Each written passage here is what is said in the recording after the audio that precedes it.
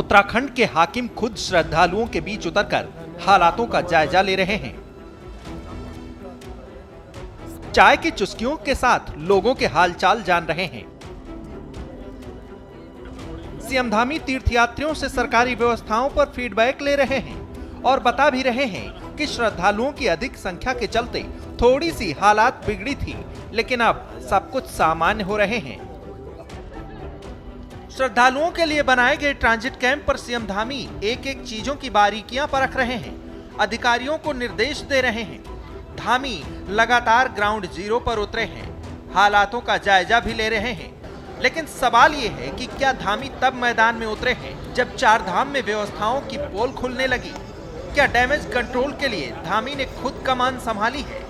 क्योंकि चार धाम यात्रा की शुरुआत से पहले श्रद्धालुओं की सुविधाओं के लिए उत्तराखंड सरकार बड़े बड़े दावे करती रही, लेकिन रजिस्ट्रेशन सेंटर से लेकर चार धाम मार्गों तक बदइंतजामी की जो तस्वीरें आई, उन्होंने प्रशासन की नाकामियों को उजागर कर दिया।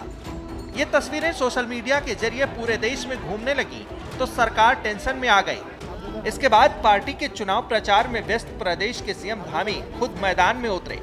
जहां जहां से बदइंतजामी की तस्वीरें आई, वहां वहां धामी खुद पहुंचे। धामी कभी ट्रांजिट कैंप तो कभी सड़कों पर व्यवस्थाएं संभालते दिखे।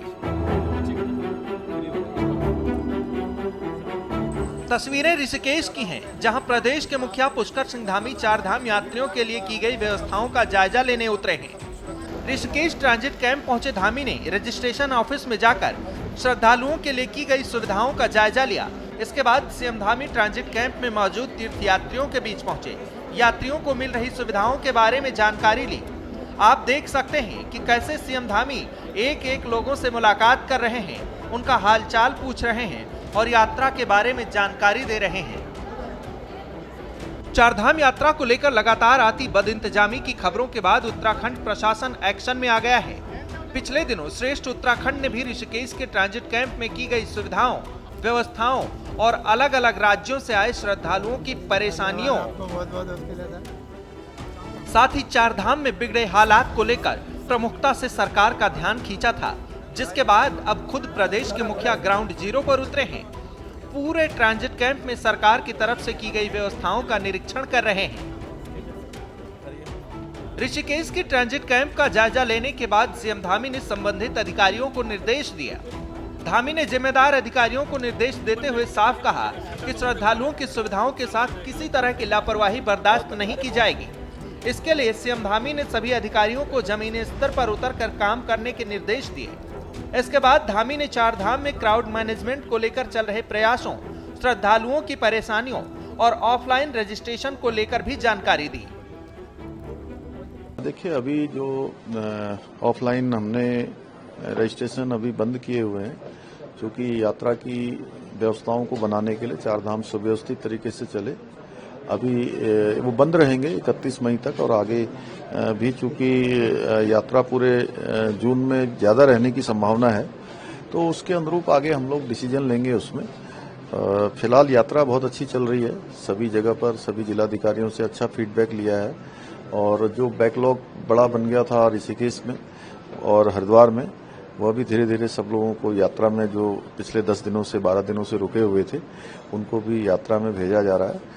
और अच्छी है यात्रा, सबकी सुरक्षा हो, सबकी यात्रा अच्छी हो, यही हमारा प्रयास है। दरअसल चार धाम में श्रद्धालुओं की भारी भीड़ को देखते हुए प्रशासन की तरफ से 31 मई तक ऑफलाइन रजिस्ट्रेशन पर रोक लगा दी गई है। उधर ऑफलाइन रजिस्ट्रेशन की आस में ऋषिकेश आए श्रद्धालुओं को भी लगातार प्रशासन की तरफ से धामों में भेजा जा रहा है। ऐसे यात्री जो बिना रजिस्ट्रेशन के अपने घर से ऋषिकेश पहुंचे थे और उम्मीद थी कि ऋषिकेश पहुंचकर ऑफलाइन रजिस्ट्रेशन करवाएंगे और फिर अपने आराध्य के दर्शन कर सकेंगे, लेकिन चारधाम यात्रा की शुरुआत होते ही सभी धामों में श्रद्धालुओं का हुजूम उमड़ पड़ा।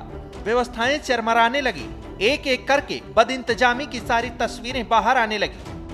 रोड जाम, पीने के पानी को लेकर शोर शराबा, रजिस्ट्रेशन काउंटर पर धक्का खाते श्रद्धालु। इन तस्वीरों के बाद सरकार की तरफ से 31 मई तक ऑफलाइन रजिस्ट्रेशन पर रोक लगाने के आदेश जारी कर दिए गए। वहीं जो श्रद्धालु ऋषिकेश पहुंच चुके थे, धामी सरकार की तरफ से लगातार उन श्रद्धालुओं को धाम में भेजा जाने लगा। सभी राज्यों के जो ज़्यादा राज्य थे, जो 5 बड़े राज्य हैं जहाँ से अत्यधिक संख्या पिछले 10 तारीख के बाद यहाँ आई है या उसके आसपास आई है, उन राज्यों से हम लोगों ने संपर्क कर लिया है। हमारे चीफ सेक्रेटरी ने उनके मुख्य सचिव को सबको जो है दूरभाष पर वार्ता कर ली है और मैंने भी आप सबके माध्यम से मैं देश के अनेक अनेक स्थानों पर प्रचार के कारण गया था, तो सब जगह पर मैंने कहा कि रजिस्ट्रेशन आप लोग पहले करवाएं, तभी यात्रा प्रारंभ करें, मौसम की जानकारी ले लें, अपनी बुकिंग करवा लें। आप अभी ऑफलाइन रजिस्ट्रेशन हमने बंद किया है, तो लगातार अपील कर रहा हूँ मैं। चारधाम में अब तक लाखों श्रद्धालु दर्शन कर चुके हैं। केदारनाथ से लेकर बद्रीनाथ और गंगोत्री से लेकर यमुनोत्री तक हर रोज हजारों भक्त दर्शन कर रहे हैं। वहीं धामी सरकार की तरफ से लगातार श्रद्धालुओं की राह सुगम बनाने की कोशिशें जारी हैं। ब्यूरो रिपोर्ट, श्रेष्ठ उत्तराखंड।